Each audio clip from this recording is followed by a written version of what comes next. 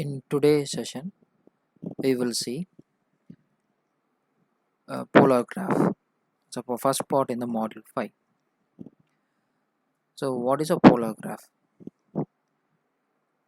A polar graph is plotted for the magnitude for mod g of s h of s against the phase angle. So, in the Bode plot, we have seen in the x-axis we have frequency, and in the y-axis we have the magnitude as well as the phase. So, we don't have the angle representation. So, how much angle it is going to change in a single graph. So here we are going to merge all the three, that is a phase, magnitude and the frequency, into a single graph. So how it is done in the polar graph? So this is the polar graph. This is similar as that of your xy graph, where I have a x-axis and y-axis. So x-axis, okay. Now in this graph, what we have done is, so here let me mark this as angle 0 degree. So this becomes 90 degree, this is 180 degree and 270 degree. Okay. Now how I can represent magnitude? So again the magnitude also comes here 1 2 3, but it is a circular in nature. So there is a 1, so here it's 2 3, so like that it keeps on going. The same thing is represented here. Here I can see the angle. Okay, so here we have taken a negative for our problem point of view. Okay, so the magnitude is represented here, that is mod g of s and h of s. So this is what it represents here. Now what about the omega? So the omega is spread all over the region. Okay. Now when omega is equal to 10, so we can find out from this one what is the angle for us, right? So we can plot that angle here. For example, if it is 90 degree, so I'm going to plot here.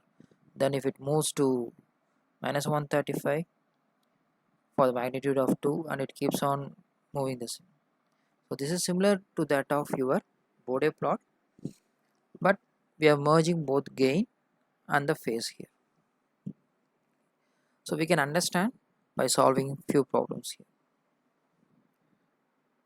Okay. This is a simple example how it goes when the m is equal to 1. So at 1, at the circle of m1, I have to identify what is phase is 90 degree.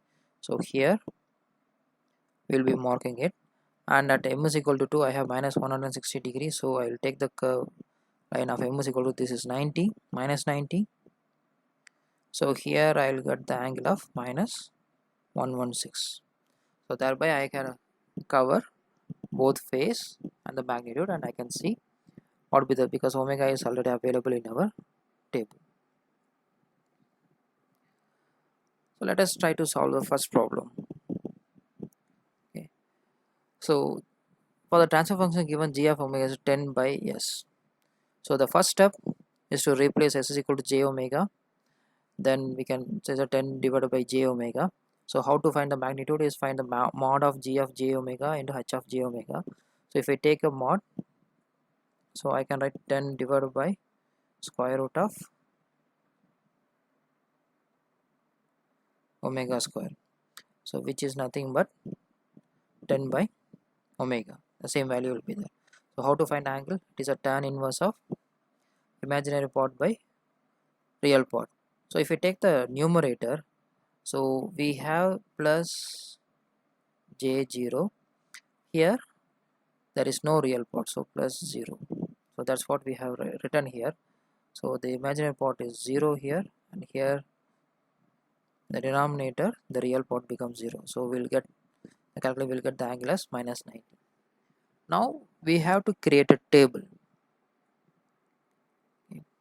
So I have omega.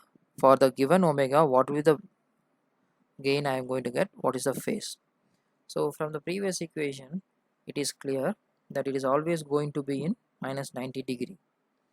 So for the entire frequency, it is always going to be in minus 90 degree. What about the magnitude? When omega is equal to 0, so what happens here? When omega is equal to 0, uh, so the omega is in a denominator. When you make this 0, we will get the value as infinite. So that's what we have written here. So when omega is equal to 10, then we'll get the value as 1, and 100 we'll get the. So initially my frequency is 0, but my magnitude is as infinite. So in the polar graph, first I am going to plot the infinite plot. So here for our limitations, we have taken the 20 as the infinite location, maximum location, and what is the angle is minus 90. So even if I keep increasing, still I'll get the minus 90 degree. So I'll start at here. I can write it as omega is equal to infinite. I got the value. What about at omega is equal to 10? I got the value as 1. So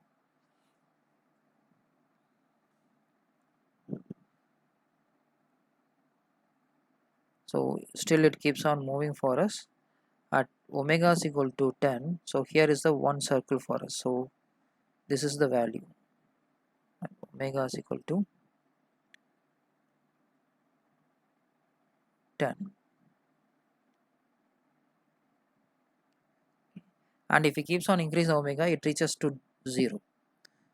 Okay, so we have traveled from infinite to this direction.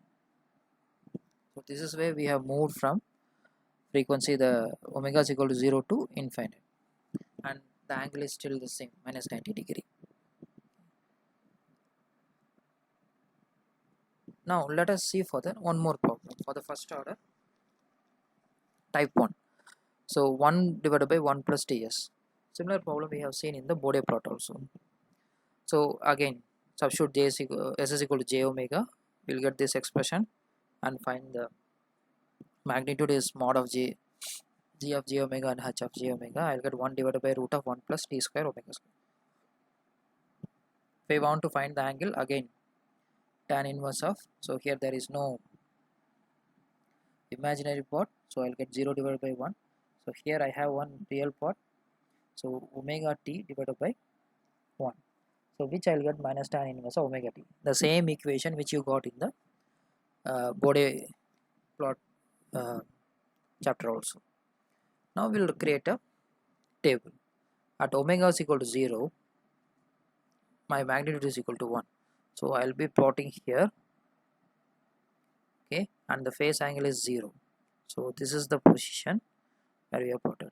When I substitute omega is equal to 1 by t, I'll get the values 1 by root 2, which is equal to 0.707. So it is between 0.5 and 0.7, so angle is minus 45 degree.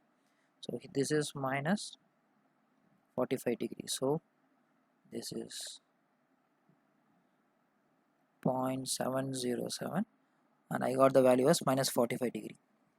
Similarly, if I increase the frequency, so I'll come closer to 0.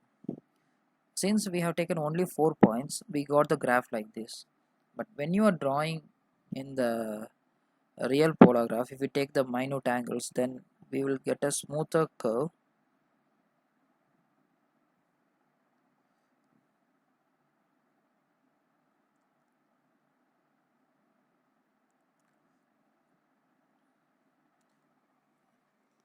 This is the angle we will get. So this is how we have to draw in the polar graph. Don't draw just a straight line. Try to draw a little bit curved nature. Let us see one more problem. So 1 by s into t 1 plus ts. So again, the first step is put s is equal to j omega. Then we'll get this expression, find the magnitude. Magnitude will get 1 divided by omega into 1 plus t square omega square. So in the first problem we have seen 1 by s, that is 10 by s. So since s is denominator, that is always minus 90 degree is constant. Then this is of the second problem what we have seen, that is minus tan inverse of omega t. Now if you want to try to plot here, so this is the graph we will get. So at omega is equal to 0, I will get at infinite location. Okay, from here it travels and it goes smoother like this. So this is the direction it goes. Okay.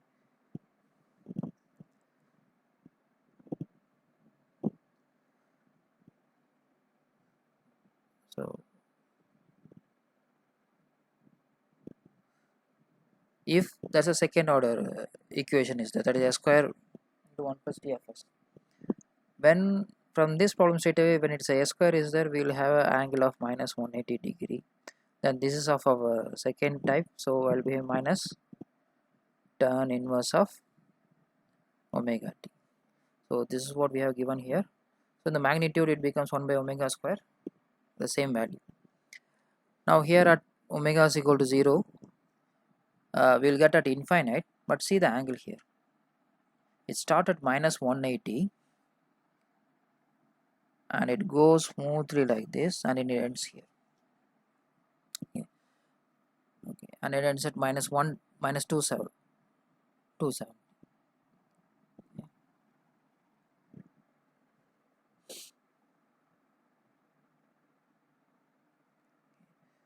So this is the graph you will get for 1 by s square into 1 plus dfs.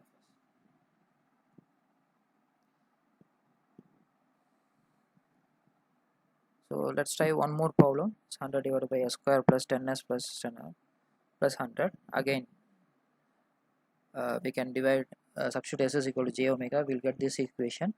So just rearranging this equation into 100.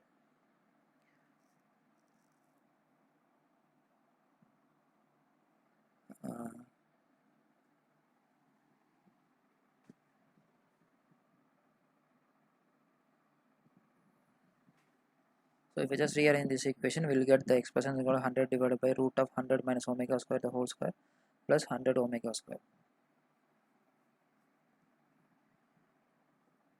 Then the angle will be tan inverse of 10 omega divided by 100 minus omega square.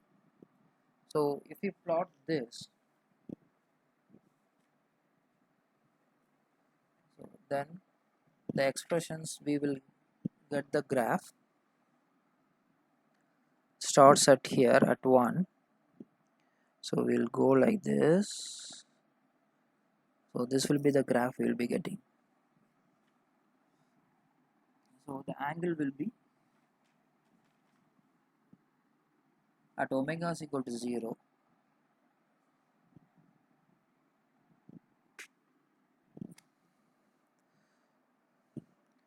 At omega is equal to 0, we will get the angle as 0 degree. Similarly, when I substitute omega is equal to infinite, we will get the angle as minus 180 degree.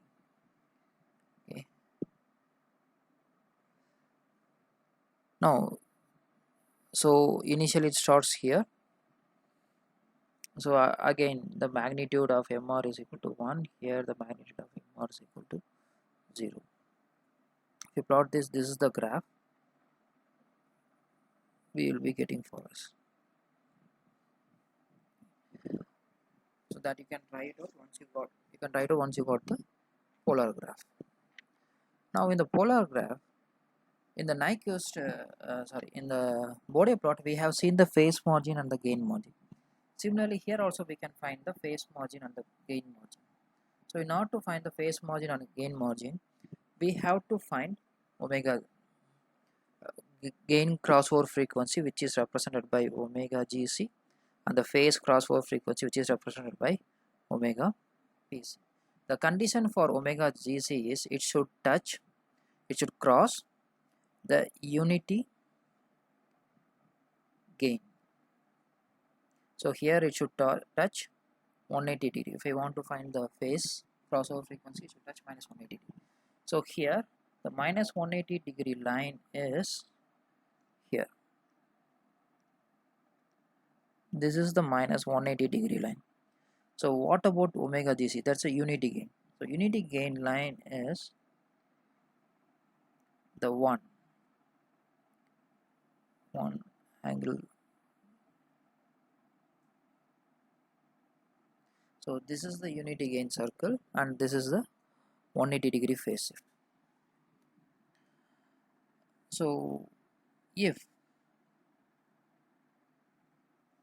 the line touches the unity gain anywhere, then there is a gain crossover frequency we can identify. Similarly, if it touches the 180 degree line, then there is a phase crossover. So unity line means gain crossover frequency we can identify. From the minus 180 we can find the phase crossover frequency. So suppose we have a graph. Somewhere it starts here and it goes like this. This is the graph. Then if I want to find the gain crossover frequency, then the gain crossover frequency is given at this location here, because here it crosses the unity line. What about the phase crossover frequency? Is given at this line. What is the frequency at this one? We can see. So this is omega GC. So at this point is omega PC.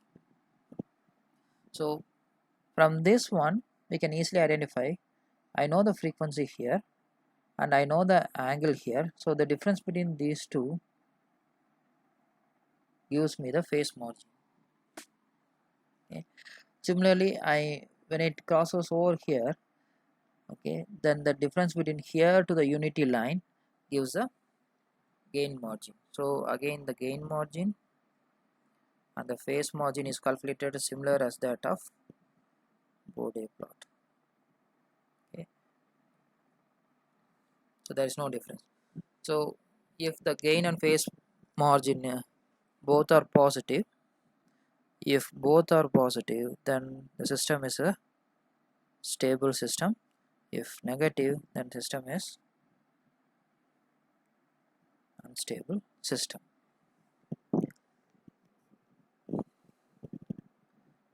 Thanks for watching the polar graph.